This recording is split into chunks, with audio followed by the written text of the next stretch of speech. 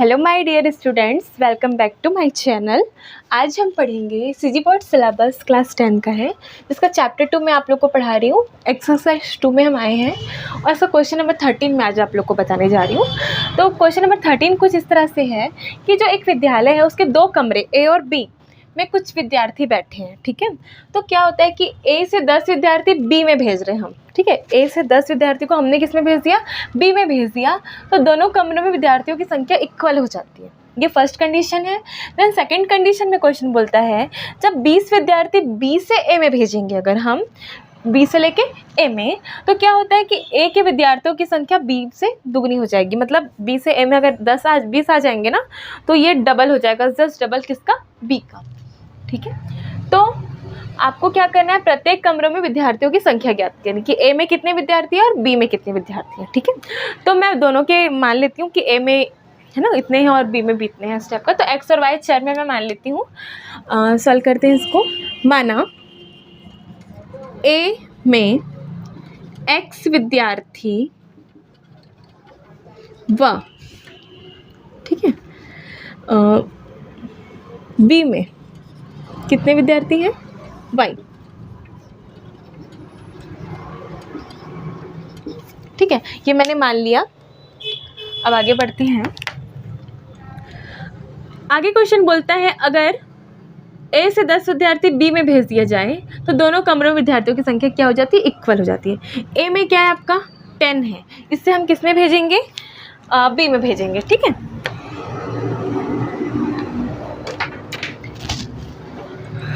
ए में क्या है आपका x, ए में विद्यार्थियों की संख्या x है, बी में भेज रहे ना, तो ए का क्या हो जाएगा, माइनस हो जाएगा ना। अगर ए में अगर 50 होते, मैं 10 भेज देती तो 40 हो जाता।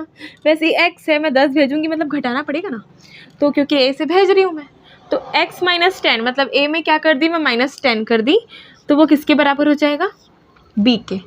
बी में हम 10 क्या कर देंगे, प्लस हो जाएगा ना।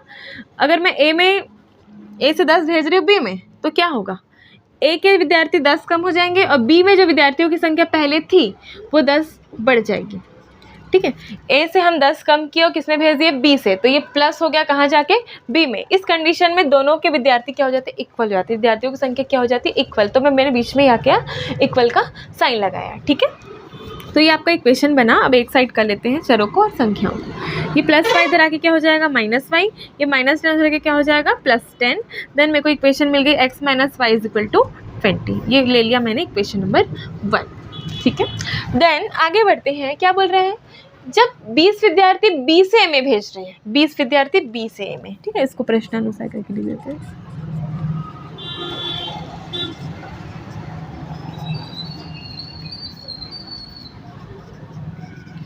बीस विद्यार्थी बी से ए में, तो बी में विद्यार्थियों की संख्या क्या है, वाई है। तो क्या होगा, वाई माइनस 20 होगा। बी से ए में भेज रहे हैं 20, तो वाई में से 20 घटाऊंगी ना, क्योंकि वो जा रहे हैं और किस में जा रहे हैं, ए में जा रहे हैं। तो एक्स में क्या हो जाएगा, 20 प्लस हो जाएगा।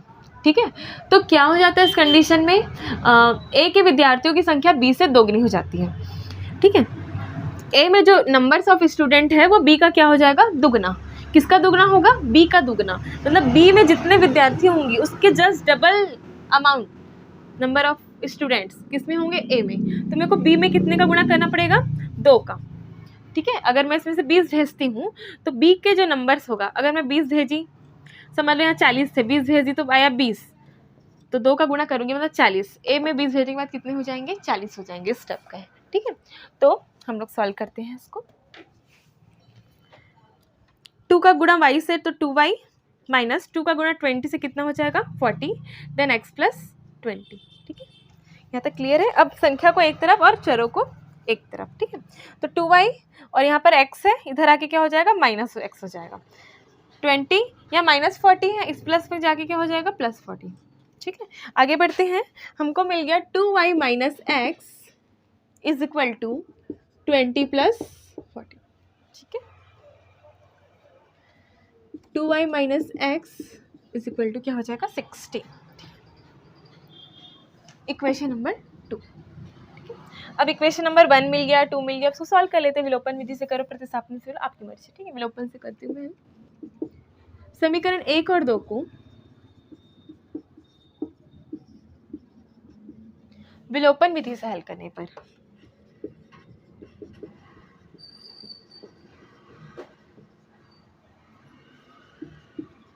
ठीक है, समीकरण 1 और 2 को विलोपन विधि से हल करने पर। ठीक, मैंने लिख दिया। अब 1 और 2 को यहाँ पे लिख देती हूँ। 2y minus X is equal to 60 है। एक क्या है आपका x minus Y is equal to 20। तो देखो चर तो समान है, ये भले अनइक्वल है लेकिन x तो आपका इक्वल है और अपोजिट साइन भी है, माइनस और प्लस, इसको जोड़ने पे ही आपका x टर्म्स कैंसिल हो जाएगा, एक चर हट जाएगा तो दूसरे का मान मिल जाएगा। मतलब हमको समीकरण 1 और 2 को जोड़ना ही है। ठीक है, थोड़ा जमा के लिख देती हूँ मैं। Minus X plus 2y is equal to 60, then plus X minus Y is equal to 20। मैं जोड़ रही हूँ उसको, यहाँ लिख देती हूँ समीकरण 1 धन 2 करने पर, है ना। ठीक है, तो ये हो गया आपका 0। देन यहाँ पर क्या हो जाएगा, प्लस 2y में से माइनस 1y है ना, एक y चले गया, प्लस माइनस माइनस 2 में से एक गया, एक y है ना। देन 60 और 2 80 हो जाएगा, यहाँ पे 20 80। तो y इज इक्वल टू क्या मिल गया हमको 80, y की वैल्यू मिल गई हमको 80। तो अब x की वैल्यू निकाल सकते हैं। मैं इसे मान रख देती हूँ समीकरण 1 में y का मान रखने पर।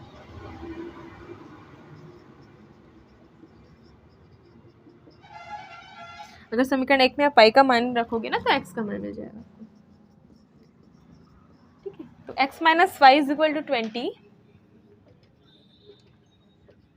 है ना। y की वैल्यू आपके पास है 80, x minus 80 is equal to 20।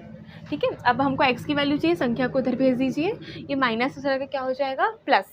ठीक, तो 20 plus 80 x is equal to कितना हो जाएगा यहाँ पर 100। x की वैल्यू मिल गई हमको 100 और y की वैल्यू मिल गई हमको 80। चेक कर लेते हैं इक्वेशन में मान रख के, x minus Y is equal to 20 है ना। ये समीकरण 1 में या 2 में रख दीजिए। 2 क्या है आपका 2y minus X is equal to 60।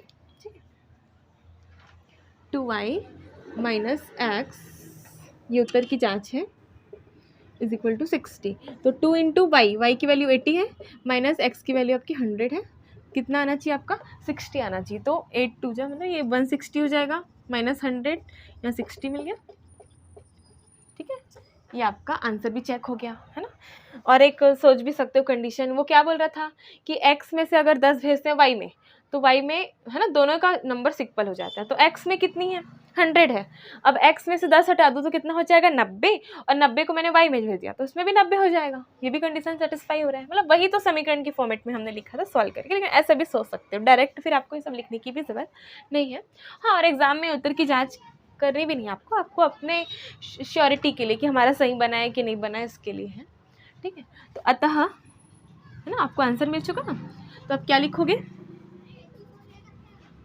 अतः x में मतलब a में, कमरे जो a है ना, कमरे a में विद्यार्थियों की संख्या क्या होगी 100,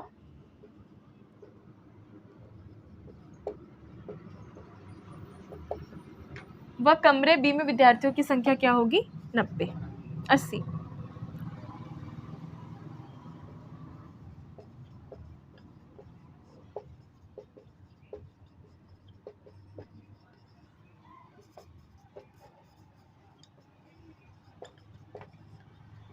ये हमारा फाइनल आंसर आ गया। एक बार हम इसको रिवाइज कर लेते हैं। आपको 2 कमरे बताए थे, ठीक है, 2 कमरे ए और बी। क्या बोल रहा था, सबसे पहले कंडीशन थी कि ए जो कमरा है उसमें से 10 विद्यार्थी हम बी में भेज दें।